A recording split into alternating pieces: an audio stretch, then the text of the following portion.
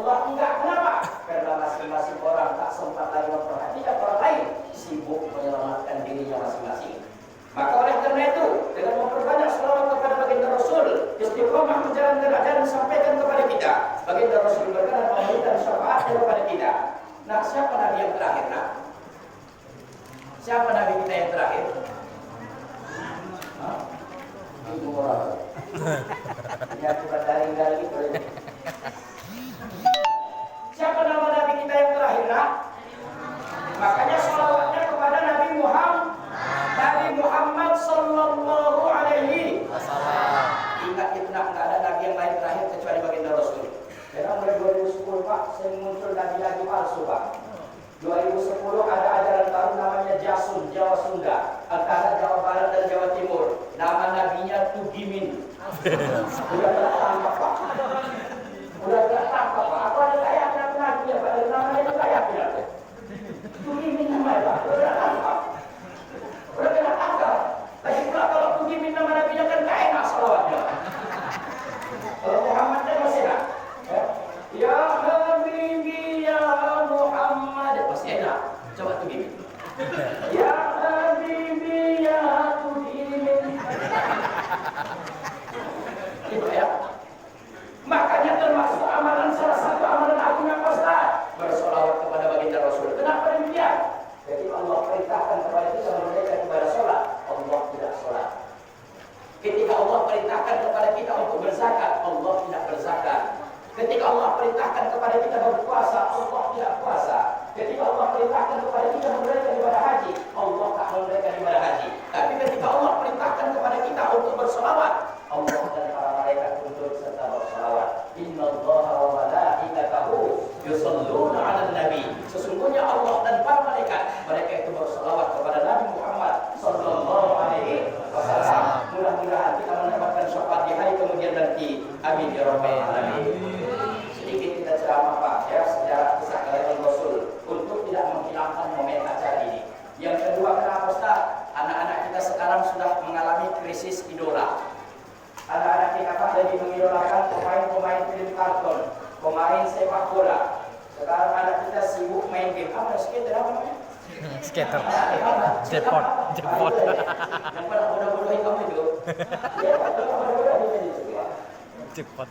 Betul Pak. Ada lagi anak kita jajan sudah bodoh-bodohin Pak. Kan ada jajan-jajanan itu Bu, uang palsu, uang 50.000, uang 100. Anak awak beli pakai uang bagus ditukar sama uang palsu. Bodoh namanya Pak. Bodoh namanya. Iya. Dikasihnya uang 2.000 dapat uang 50 tapi palsu. Kan ada jajanan anak, uang-uangan. Itu namanya bodoh itu Pak. Anak-anak kita sekarang kan sudah mengalami yang namanya krisis akidah, krisis kepercayaan, krisis panutan, krisis idola. Maka oleh karena itu, ayo sedikit kita cerita tentang kisah Rasul ya. Ayo saya mau tanya dulu, tanggal berapa Nabi Muhammad dilahirkan? 12 Rabiul. Tanggal berapa? 12 Rabiul pertama. Tanggal 18 Oktober 2020 karena di kalender tanggal merah tanggal 18.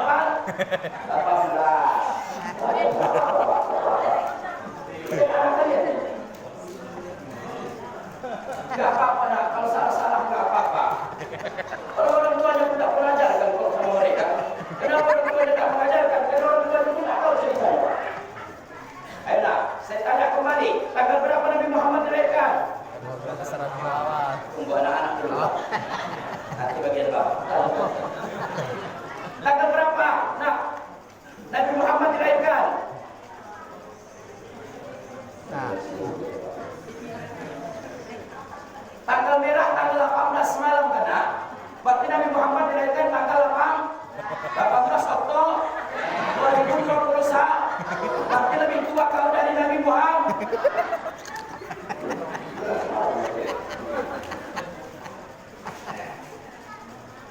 Saya tanya sekali lagi, siapa nama ayah Nabi Muhammad?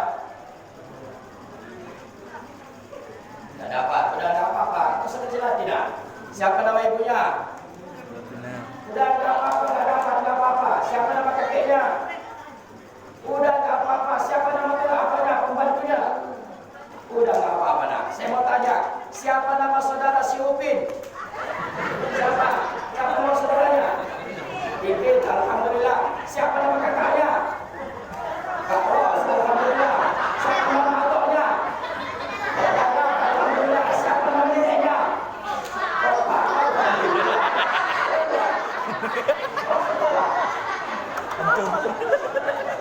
Pasien Pak, memang ini ada bapak lagi. Ini kan ulang tahun ini. Apa lagi? Tadi ajarkan sama itu apa orang tuh? Ayo nyanyi kita sedikit ya, sambung ya. Ayo. Abdullah. Lanjut. Aminah ibundanya. Lanjut. Abdullah. Abu Thalib. Lanjut. Khadijah.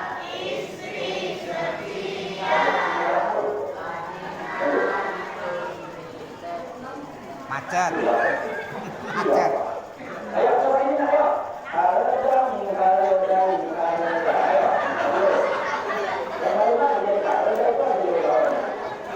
Ayo kita lanjutkan ya. Adalah Muhammad yang dilahirkan atas berkat apa? Antara cinta Abdullah dengan Aminah.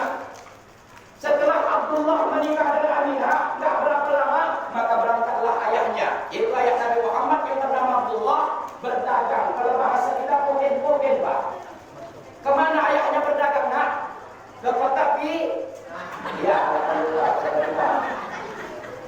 Bukan ke kota Pinang nak, ke Aik Naba.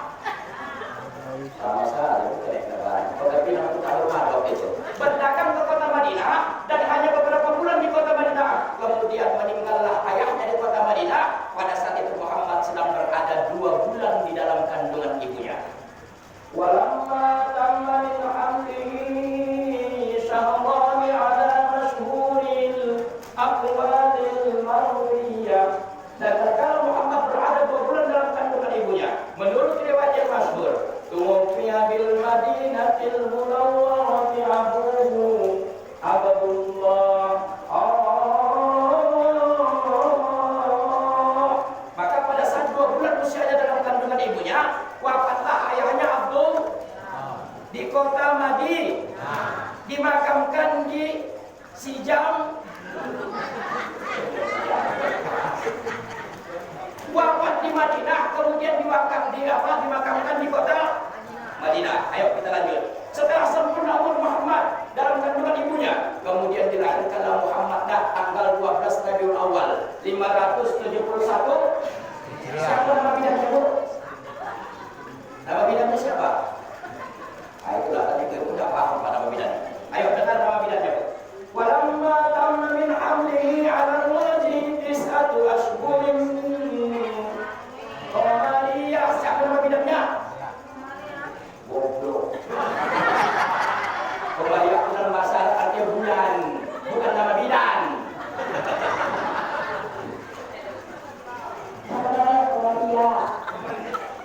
Maksudnya apa? Ketika Muhammad sempurna dalam kandungan ibunya, menurut perhitungan bulan itu maksudnya Qamariyah. Ya, Qamariyah itu menurut perhitungan bulan. Kemudian siapa yang menjadi bidangnya? Ada dalam Pak Al-Barzali. Ya. Allahummahu lailata maulidihi. Pada malam kelahirannya, ya, datang 2 orang perempuan. Siapa itu? Asiyatu wa Maryamu fi niswatin bilal adiratil. Yang pertama adalah Aisyah istri Fir'aun, kemudian yang kedua adalah Maryam ibunda daripada Nabi Isa alaihi salam. Maka dilahirkanlah baginda Rasul. Yang pertama, baginda Rasul itu lahir tanpa diiringi setetes darah pun, tanpa diiringi darah wiladah. Ibu tahu darah wiladah? Darah apa? Ini hati-hati Pak, banyak perempuan sekarang melahirkan tak mandi wiladah. Yang mereka tahu kan apa? Mandi nifas. Hati-hati, ada yang namanya mandi wiladah. Apalagi anak-anak kita sekarang yang muda-muda menikah, nggak ngerti orang itu Pak mandi wiladah. Ada nggak mandi wiladah? Berapa mandi wiladah?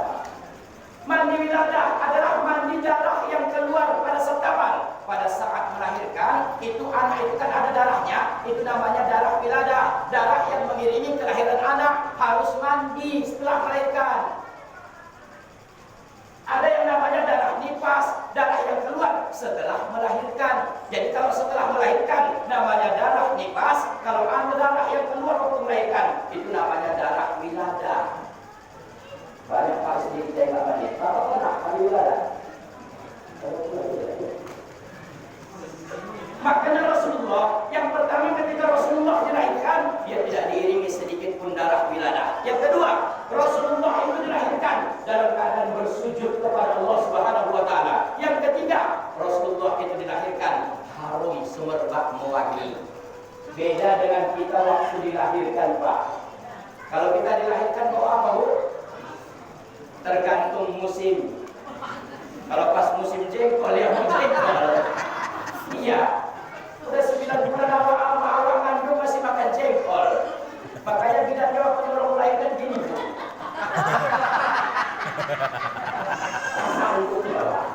Makanya kita tergantung. Kalau pas musim duren bau duren. Kalau musim hambur bau hambur. Kalau musim petai bau apa? Jadi beda dengan Muhammad. Dia lahirnya itu dalam keadaan semerbak mewangi. Pada saat berusia 6 tahun, baginda Rasul, ayo nak 5 menit lagi sejarah sedikit pandangan umum ya.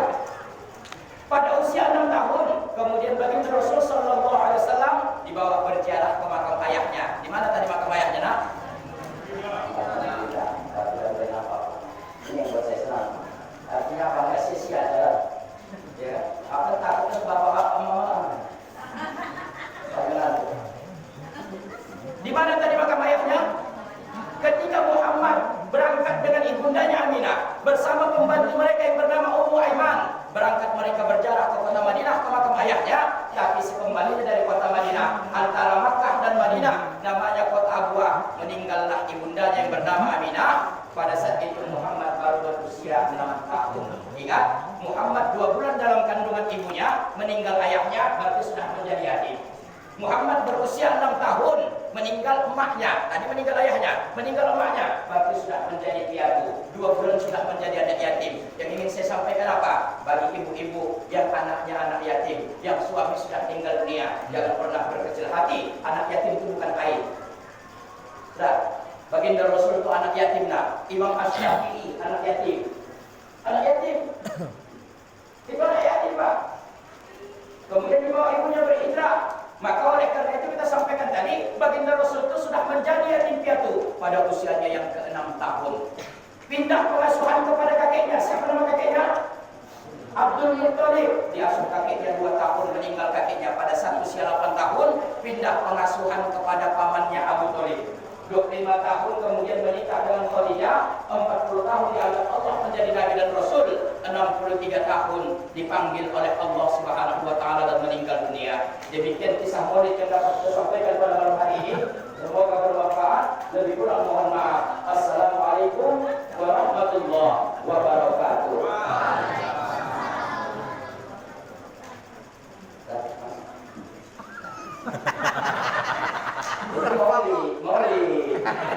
Maulid udah siap. Udah sampai ninggal ya udah habis. Maulid kita masih lanjut, Pak. Maulidnya yang selesai. Kan sampai ninggal, udah ninggal siapa yang mau diceritakan? Tidak mungkin menceritakan tentang kita. Ayo. Pada saat Rasulullah berusia 63 tahun, Allah perintahkan kepada malaikat Jibril, wahai Jibril, cabutlah kekasih Muhammad, tapi dengan satu syarat, apa? Coba tanya dulu. Muhammad sudah siap atau belum? Ini Pak hebat ini, Pak. Mau meninggal dari Muhammad itu ditanya, Pak. Mau meninggal ditanya. Coba Pak, kita jujur-jujur, Pak ya. Kalau sekiranya malam hari ini datang malaikat Jibril,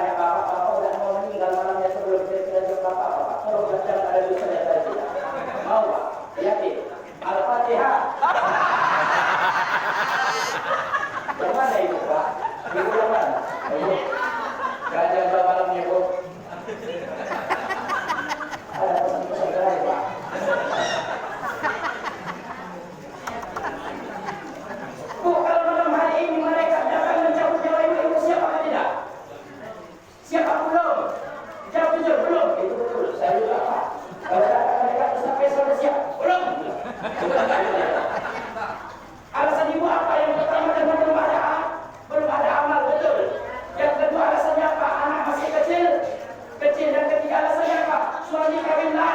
Ini tak berdua. Utang masih banyak. Utang dan suami. Kalau kita itu suami banyak dan apa sanksi bu? Saya tidak berkeluhan saya. Apa? Nah, pada saat ini disampaikan kepada baginda Rasul, Pak. Sudah siap atau belum? Bahkan pada saat itu yang namanya malaikat Jibril tak sanggup melihat pada saat detik-detik ketika Rasulullah dipanggil oleh Allah melalui malaikat Jibril. Tak sanggup, Pak. Dia palingkan banyaknya, Pak. Tak sanggup dia melihat baginda Rasul. Menangis malaikat Jibril, Pak, melihatnya. Menangis malaikat Jibril melihatnya. Apa kata Rasulullah kepada malaikat Jibril? Wahai Jibril, kenapa kau berpaling? Kenapa kau tak menengok ke arahku? Apakah kau benci kepadaku? Apakah kau tak suka kepadaku? Bukan begitu ya Rasulullah. Aku tak sanggup untuk melihat kepergian ya Rasulullah. Ilahi, Pak. Makanya pada saat Rasulullah meninggal dunia, yang pertama orang yang tak percaya Rasulullah meninggal siapa? Umar bin Khattab. Sampai dia bilang apa? Siapa yang berani mengatakan Muhammad itu meninggal dunia, maka ku penggal lehernya. Ku penggal lehernya. Tapi apa kata Abu Bakar dengan diplomasinya, Pak? Dengan diplomatis dia katakan, siapa yang menyembah Muhammad, ya, siapa yang menyembah Muhammad, Muhammad sudah mati, sudah meninggal. Tapi siapa yang menyembah Allah Subhanahu wa taala, Allah tidak akan pernah mati untuk selama-lamanya. Barulah sadar pada saat Umar bin Khattab kalau ternyata Muhammad itu adalah manusia biasa, sama seperti kita, pasti dipanggil oleh Allah Subhanahu wa taala. Pelajaran yang pertama kita ambil apa, Ustaz? Pelajaran yang pertama yang dapat kita ambil dari kisah ini, sedangkan baginda Rasul saja meninggal dunia, apalagi kamu? Kamu bukan kita. Aku harus bisa menyelamatkan diri ini dulu, Pak. Dan masih ada jadwal lagi. Sedangkan Rasul kata Allah meninggal, apalagi lah kita. Makanya mumpung diberikan Allah kesempatan, diberikan Allah kesehatan, diberikan Allah bisa bernapas. Pak, Bu, malam hari ini kita hadir, alhamdulillah, syukur masih enak bernapas kan?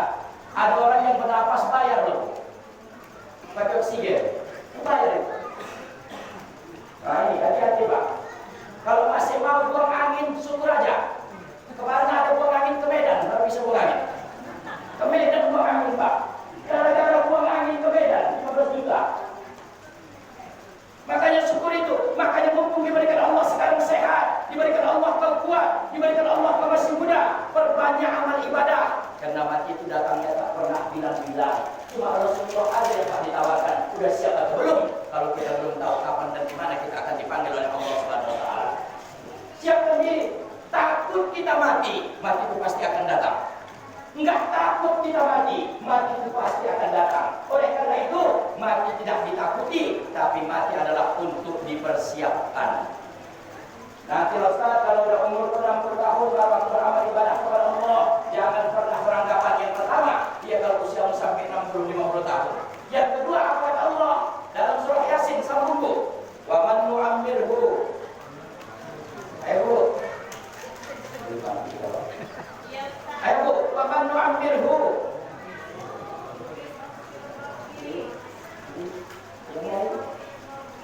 Ini yang lain ini mengaji. Wa man nu'ammirhu nunakkishu fil khalqi. Apalah? Orang yang kami panjangkan umurnya kata Allah. Orang yang kami panjangkan usianya kata Allah. Kami kembalikan dia kepada asal mula kejadiannya. Semakin bertambah usianya, semakin lemah, semakin lemah, semakin lemah, bukan semakin kuat, akan dikembalikan kepada asal mula kejadiannya. Makanya jangan pernah berpikir nanti kalau udah tua baru beribadah. Ustaz, aku nanti kalau udah umur 40-50 baru memakai jilbab. Ustaz, aku umur 50 nanti baru rajin sholat. Gak ada jaminan usiamu sampai 50 tahun. Bahkan ketika usiamu semakin bertambah, kau semakin lemah kata Allah, bukan semakin hebat beribadah kepada Allah Subhanahu wa taala. Paham Pak? Dulu waktu muda kita 25 rakaat, 3 rakaat tarawih masih enak, Pak. Sekarang 11 saja udah mulai. Allah. Ngadek.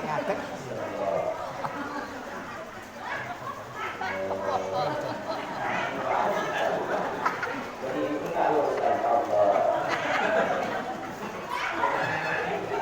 Yang sebelah situ ke sini belakang. Kayaknya saya orang tua. Jangan kau makin kuat tidak. Tidak Pak. Tadi sholat mulia doa ya. Ada yang jatuh saya.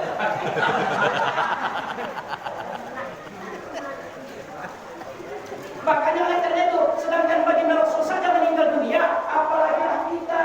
Makanya persiapkan amal ibadah. Makanya kata Rasulullah sebelum meninggal yang pertama apa? As-shalah, ittaqus shalah, salat perihal salat. Salat adalah sarana komunikasi beribadah kepada Allah. Pada saat kau sedang melaksanakan salat, kau sedang berkomunikasi dengan Allah. Pada saat kau sujud terakhir, kau sedang dekat dengan Allah. Minta, berdoa di sujud yang terakhir.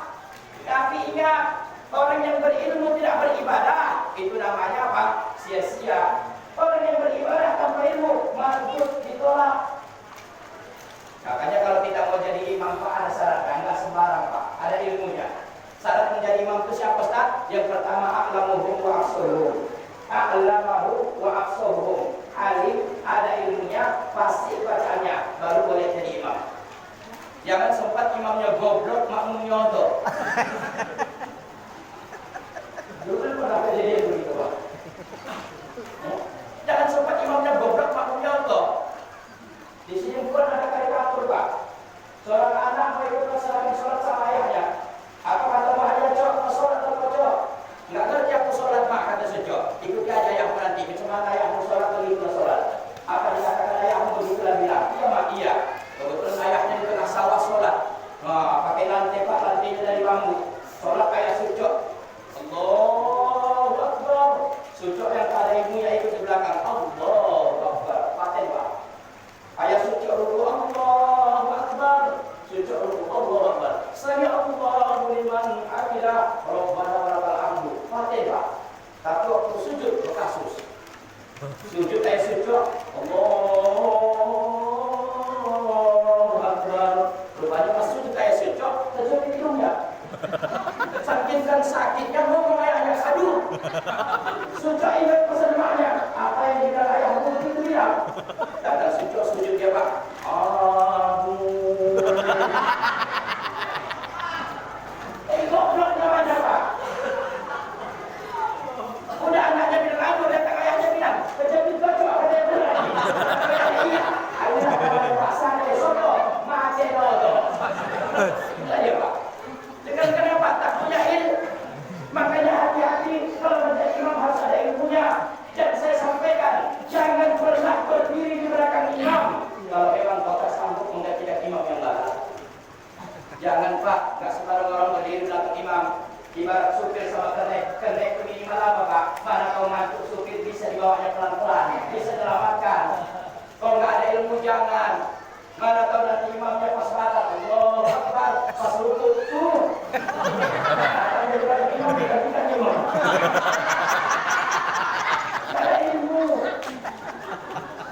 Ada ilmu namanya Pak. Pas imamnya sujud, apa namanya sebetulnya tadi ngapain? Ada ilmu, nggak usah.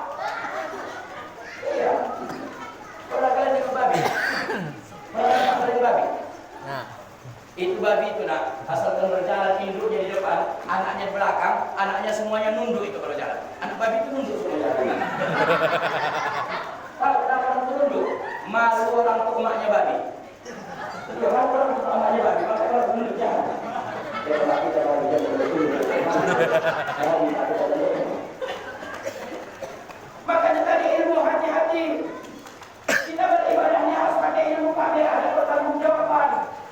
Makanya tadi saat menjadi imam, a'lamuhum wa afsahuhum, alim, ngerti aturan main, kemudian fasih bacaannya. Kalau tak ada bacaan yang fasih, siapa yang paling fasih di antara jamaah yang hadir? Disitulah dia Pak. Ingat ketika kita takbir, Allahu Akbar, Allah bukan O, bukan Allah, Allahu Akbar, Sami'a bukan Sami'o. Ada orang Sami'o, bukan Sami'o Pak, Sami'a. Sami'allahu liman hamidah. Sami'a bukan Sami'o. Allahu Akbar bukan bukan Allah. Salah. Kecuali tadi dia dialeknya macam orang Naksir, macam kami, enggak apa-apa.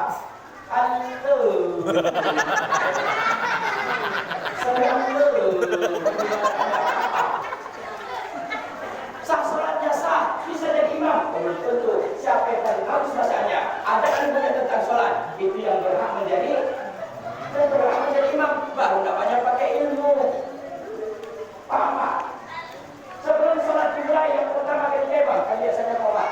Allah Akbar, surah la ilaha illallah. Itu imam kasih qomat bukan langsung Allah Akbar, tidak. Waktu qomat tengok dulu jamaah. Safnya udah rapat atau belum? Udah lurus atau belum? Meluruskan dan merapatkan saf itu merupakan apa? Kewajiban dalam sholat. Kalau safnya putus, tak lurus, putus safnya, menyebabkan apa? Menyebabkan tak dapat pahala berjamaah. Makanya hati-hati bapak-bapak yang sholat Jumat, kadang-kadang bawa anak 2-3 tahun. Sering kadang-kadang bapak buat di antara jamaah-jamaah yang lain, hati-hati. Kadang-kadang kita anak kita tuh mulut bukan belum bisa dibuka. Kadang-kadang di dalam ada najis tak bersih. Ketika dia berdiri di antara kita, putus saf, tak mendapatkan pahala berjamaah. Ada cuma kadang-kadang bawa anak yang sebelahnya. Bisa nggak dipastikan dia sudah suci? Kadang-kadang kan belum bisa dibuka. Kadang-kadang di sana ada najis Pak. Makanya sebaiknya anak-anak itu di mana waktu sholat Jumat? Di belakang, bukan di samping ayahnya. Makanya tadi imamnya nengok ke belakang. Nah, ini tadi Pak, tengok ke belakang, luruskan dan lakukan sah. Bagaimana meluruskan Ustaz? Tengok aja bahu. Kalau bahu kiri kanan terlurus sudah dapatin Pak. Atau tengok mana? Tubik kaki belakang. Kalau terlurus tubik kaki belakang sudah. Meluruskan sah tidak boleh ditengok dari perut.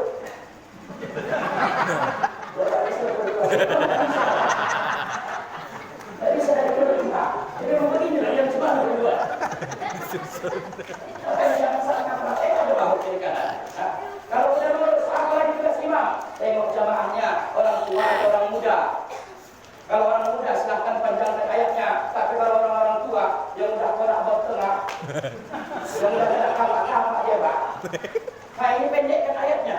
Dan saya katakan orang tua ini kadang-kadang takdirnya yang pertama lurus. Allahu Akbar. Iya. Yang begini-gini jangan panjang untuk ayatnya.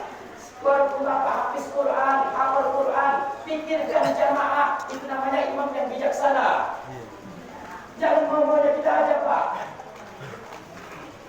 Maka Bapak hafiz Quran, calon berdua di belakang, Bapak jadi imam. Oh, rokaat pertama sholat subuh baca Yasin. Yasin, sebentar,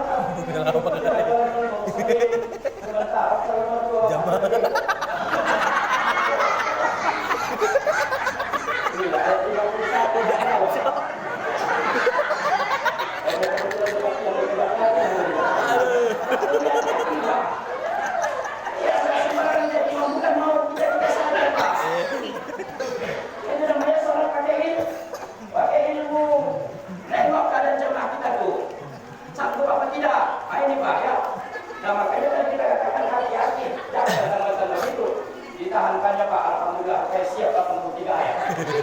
Tampil lagi, masuk lagi Pak, al-atak hadis al-Ghasyiyah 27 ayat. Terus Pak. Assalamualaikum warahmatullahi wabarakatuh dulu Pak. Saya yang kurang mertuanya, mantap menjadi imam Pak, mantap. Kalau Pak jadi imam di dunia ini. Syukurlah sekalinya ke imam surga. Ada kadang-kadang begitu Pak Imam, nggak mau perhatikan jamaah. Tapi kita umat kan dibilang begitu, jangan harus ayat pendek, nggak pernah mau ayat panjang. Kalau di keyboard mau panjang-panjangnya 3 lagu 4 lagu. Makanya ada ini, Allahu Akbar, bolehlah sejajar dengan bahu boleh, sejajar dengan telinga boleh. Kalau perempuan disunahkan yang sejajar bahu, kenapa nggak sejajar telinga? Biar jangan membayang auratnya. Biar jangan membayang auratnya. Makanya mohon maaf, nggak boleh yang namanya perempuan walaupun pakai mukena, nggak boleh sholat nggak pakai sabuk pengaman. Dan ada kadang-kadang kayak gitu Pak. Oh maaf, ada rumah 50 tahun dulu, nah nggak pakai sabuk pengaman. Ini jadi masalah Pak. Waktu itu, oh.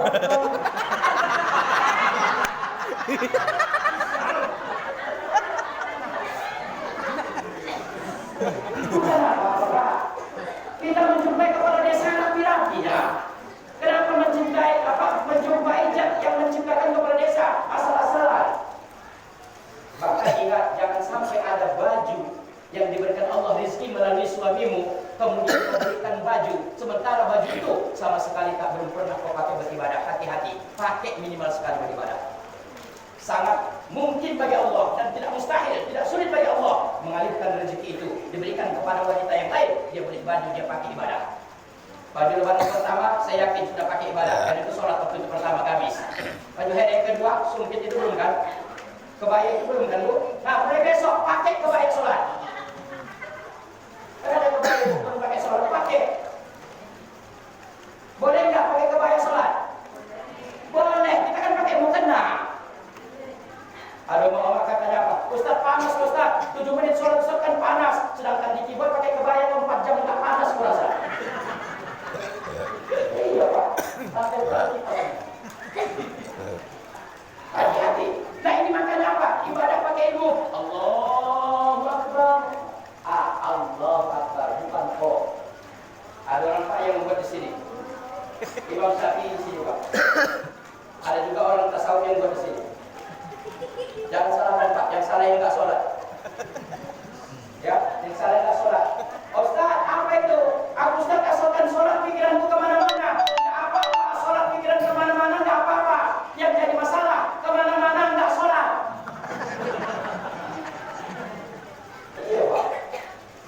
Jalan-jalan, kemana Bu? Ini satu religi. Kemana? Masjid Sahrul Nur, Sipiro. Iya, di bus saya tengok tur religi, tur agama namanya itu. Hah? Tur mendekatkan diri kepada agama. Sholat tadi jalan Bu? Enggak. Tur religi apa namanya itu Pak?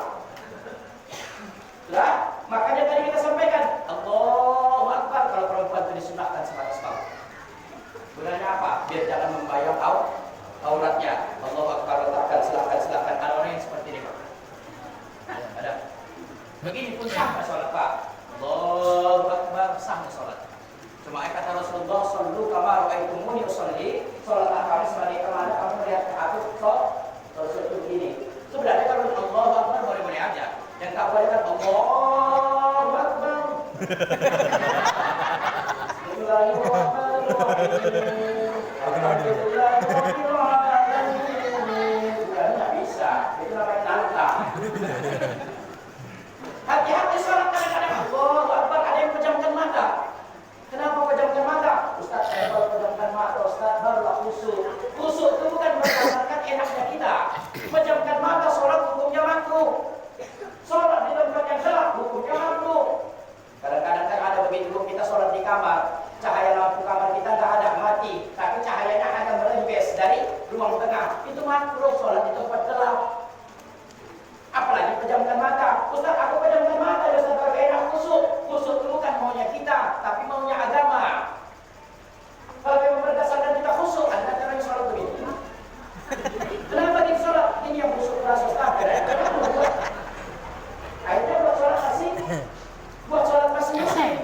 Makanya tadi, kalau mau sholat khusyuk, mulai daripada apa? Mulai daripada bagus berduduknya, insya Allah. Kalau kita berwudhu bagus, insya Allah sholatnya akan khusyuk. Nggak boleh ngomong-ngomong waktu berwudhu Pak. Ya, Bapak mana Bang ambil wudhu sholat zuhur? Iya ya, iya sering.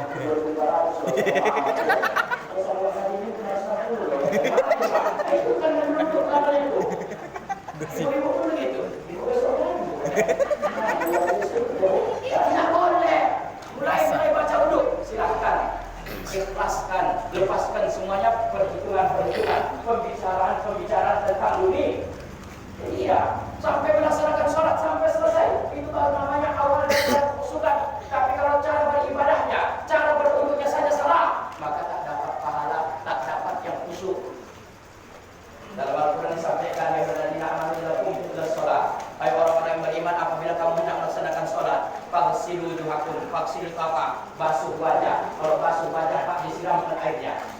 Mana yang namanya wajah mulai sisi tumbuh rambut sampai sisi tumbuh jenggot. Ini seperti ini, kemudian ini jari telunjuk nanti ke mata seperti ini, belakang ini ke belakang telinga. Itu Pak berwudhu. Enggak bisa wudhu yang kita buat itu.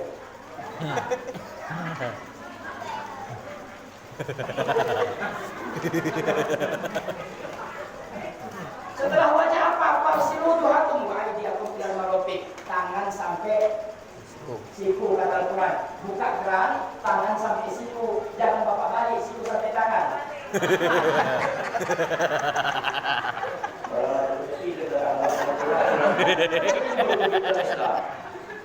Yang kita lakukan kan itu.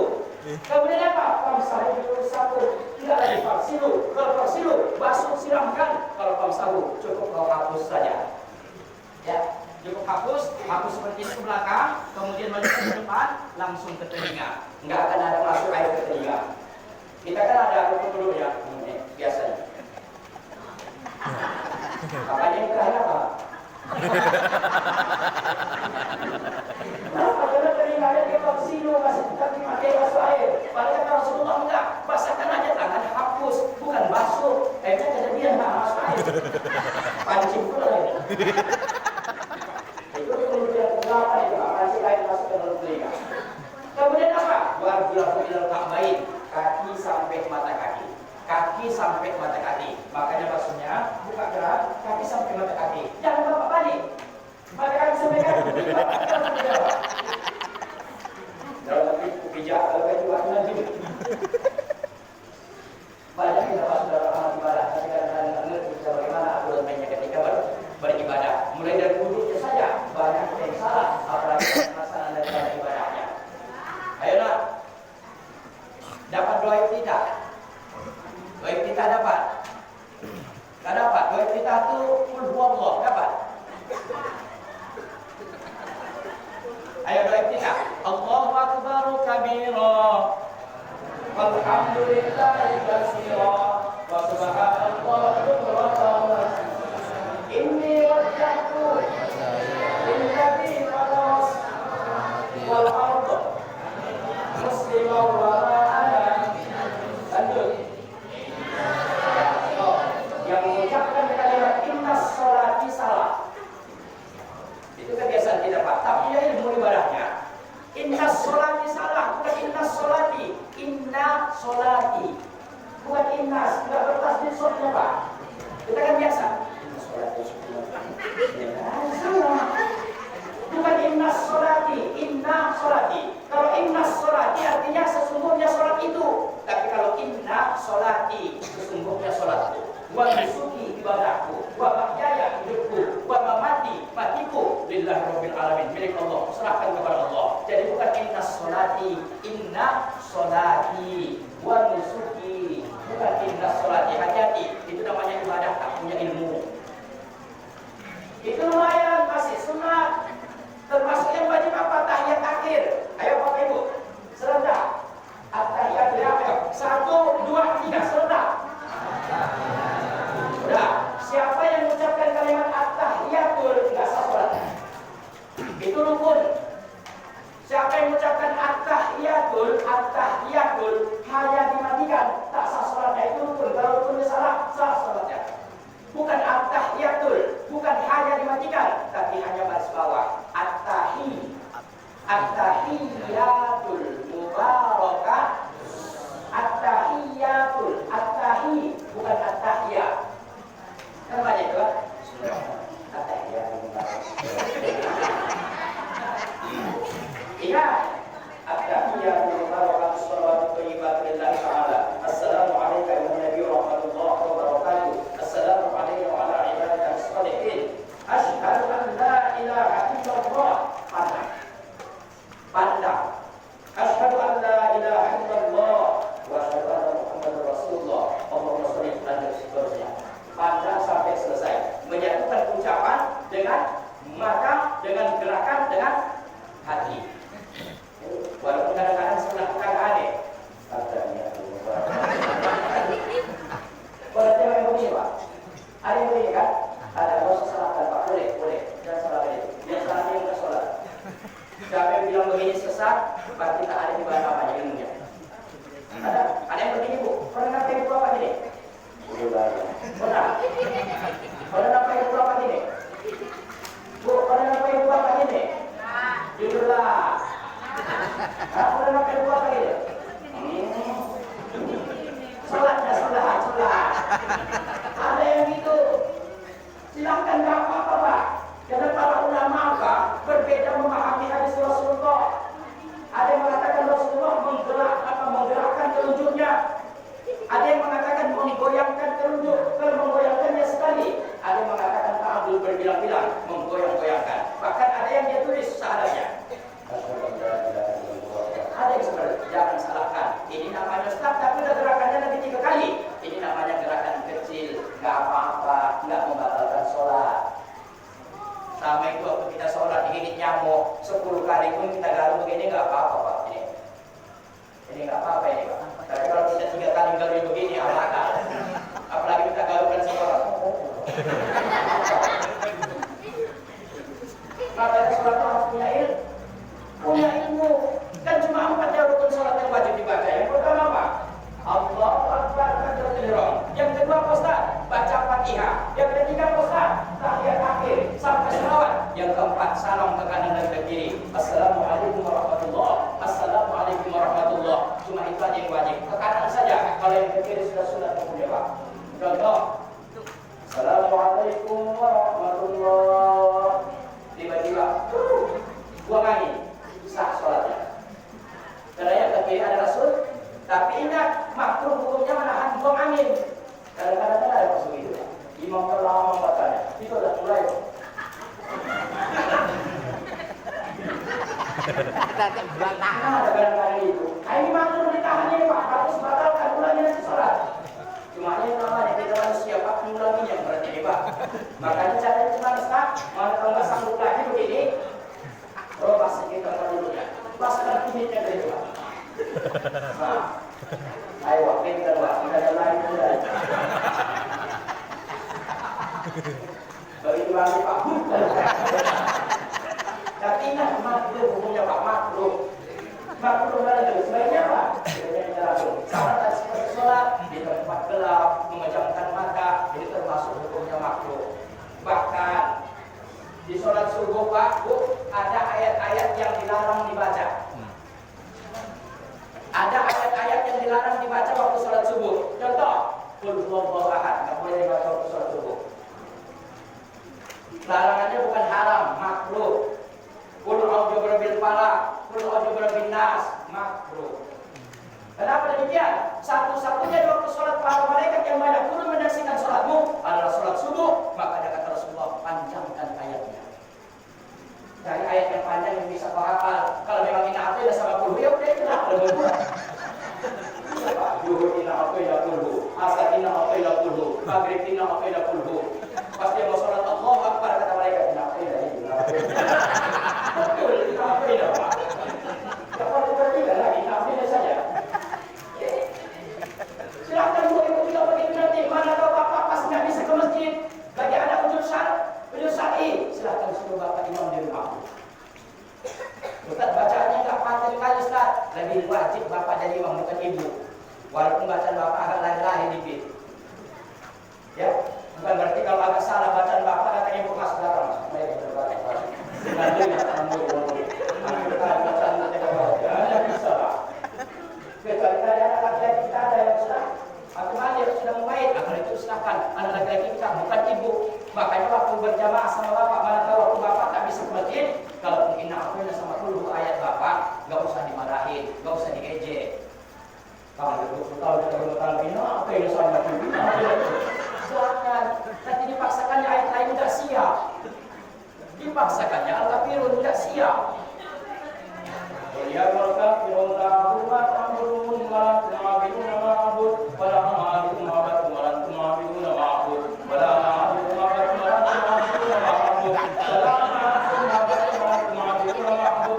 jamaah aku ganti-ganti kaki berhari. Datang makmum belakang subhanallah. Kenapa bukan subhanallah yang penting? Dia pas subhanallah dia tahu kemana sambungannya, itu yang penting dia. Orang masih subhanallah juga. Ulanginya wala tumabidu nama abud wala na'budu ma'bud wala tumabidu nama abud wala na'budu ma'bud wala tumabidu. Itu juga benar. Subhanallah. Rasulullah bukan subhanallah. Kemana sambungannya?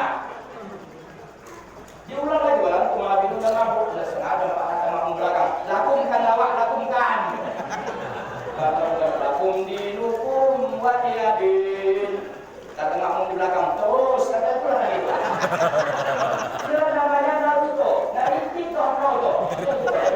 Kenapa? Ibadah tak pakai ilmu. Ibadah tak pakai ilmu. Jadi kasih malam. Jadi ibu ada kajian sesekali panggil ustaz, tanya tentang ibadah, biar ibadah kita itu betul melalui ilmu bisa dipertanggungjawabkan dengan Allah Subhanahu Wa Taala. Bapak ada pengajian lagi, kita ustaz tenang silakan. Ini ada kadang-kadang sebagian pengajian ibu-ibu kan, bukan di sini ya. Orang itu ditengok orang ustaz datang udah hinggahnya di warung dulu. Nanti udah siap ustaz berceramah baru masuk ke pengajian, hati-hati yang begitu. Karena bukan pahala baca yasinnya, yang pertama silaturahimnya, yang kedua apa? Termasuk ilmunya. Kalau masalah baca yasin mohon maaf Bu, 10 kali hatam pun bisa dibantu di rumah sekali. Besoklah pulang wirid, pinjam kalau kita minta di rumah. Yasin turjaun, Yasin turjaun, baca 10 kali hatam bisa. Itu bukan baca yasinnya yang banyak pahala ya, bukan bilang tak pahala ya. Bukan itu yang paling banyak, tapi apa?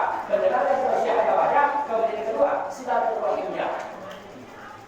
Makanya oleh karena itu, nggak usah jauh-jauh dulu kita belajar ilmu pengetahuan. Kita perbaiki saja ibadah-ibadah yang berkaitan kehidupan sehari-hari. Termasuk apa? Umpamanya mandi wajib.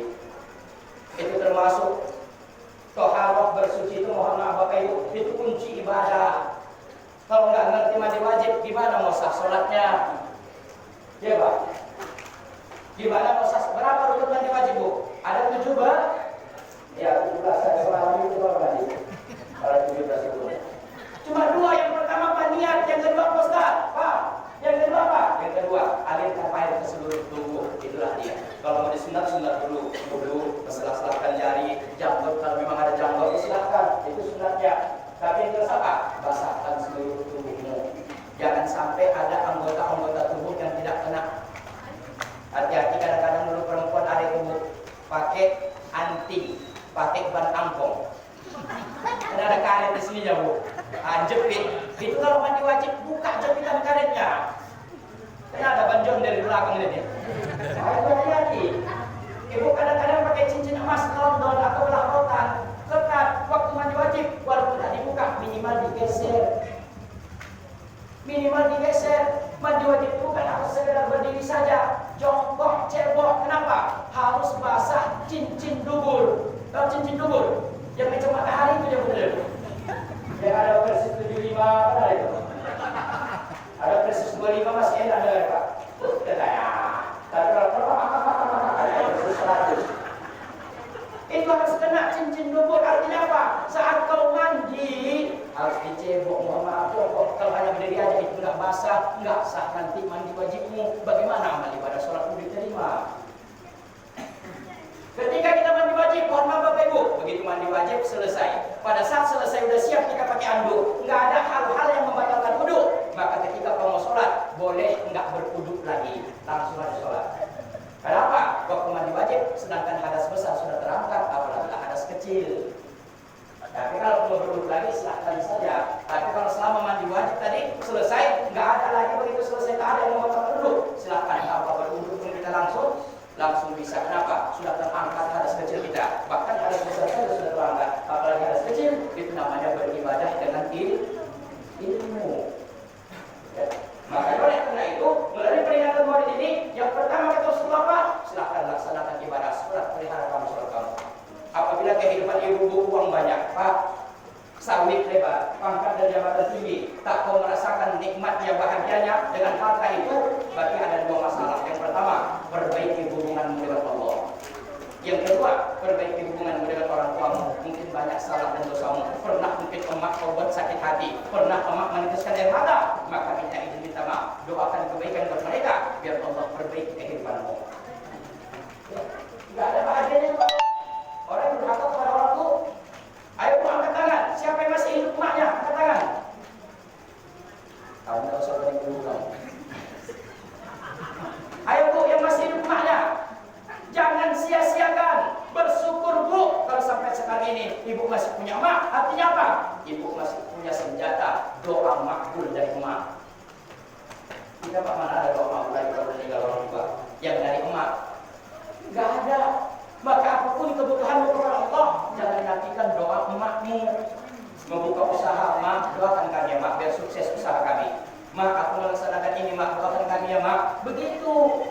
Ini mau buka usaha, datang ke rumah Ustaz Faisal. Assalamualaikum Ustaz, tolong doakan kami Ustaz ya, biar sukses Ustaz menjadi orang kaya Ustaz.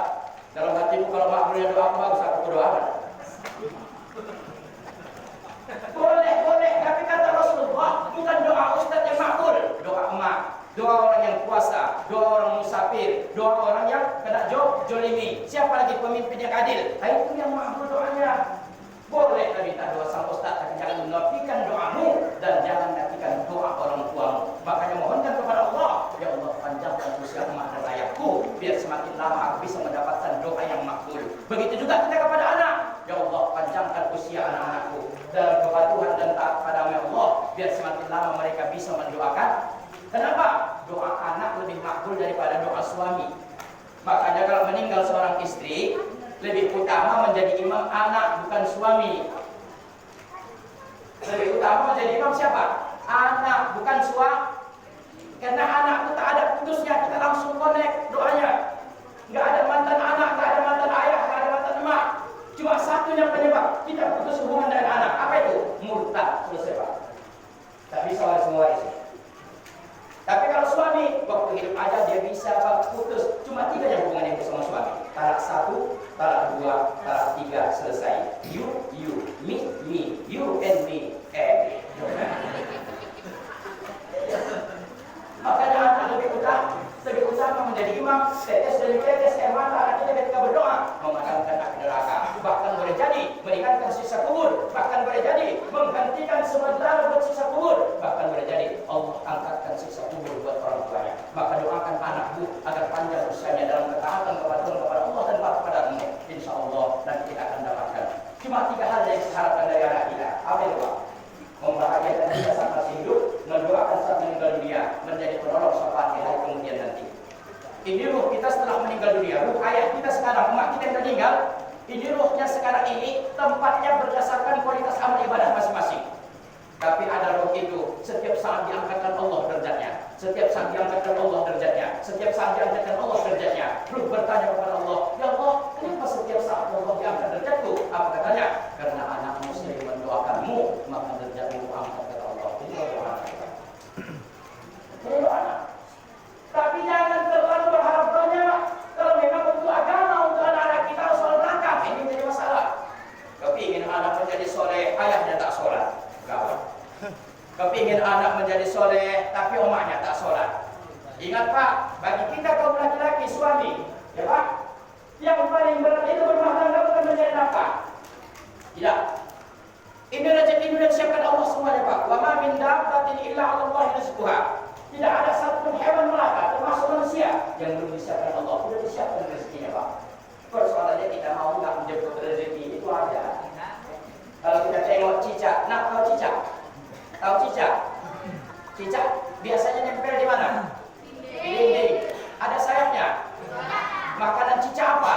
Yang bersayap.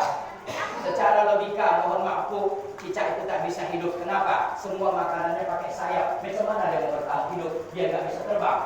Tapi karena rezekinya dijamin oleh Allah, sedikit usaha yang dia lakukan. Cicak di dinding. Diam merayap.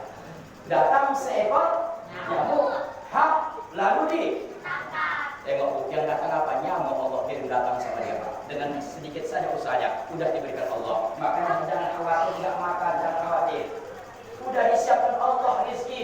Makanya jangan sampai gara-gara mengejar rezeki tinggal ibadah kepada Allah, hati-hati. Ya Bu, Pak. Jangan sampai mencari rezeki tinggal ibadah, jangan sampai. Kata Rasulullah, mengejar dunia ibarat mengejar bayangan. Semakin kau kejar dunia, semakin jauh dia akan meninggalkanmu. Kata Rasulullah, berbalik arahlah. Kejar akhiratmu, bayanganmu akan mengejarmu. Kejar akhiratmu, duniamu kucukupkan, kata Allah. Duniamu kucukupkan, kata Allah. Makanya jangan sampai, Pak, jangan Bapak berpikir, kalau makin lama bekerja 1 hari 1 malam, makin kaya. Oh jangan.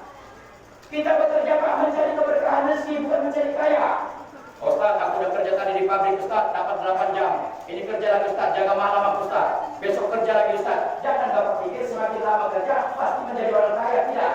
Kalau ukuran menjadi orang kaya itu adalah dengan lama bekerja, maka orang yang paling kaya di Labuan Batu Selatan adalah tukang tempel ban.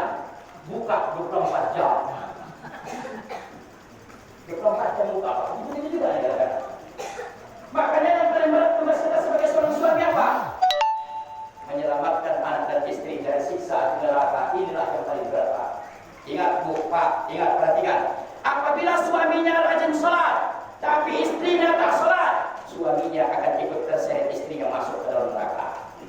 Capek bapak bekerja, Pak. Bapak sempatkan sholat, bini tak sholat, diseretnya bapak ke neraka. Kalau dipikir-pikir, menyosal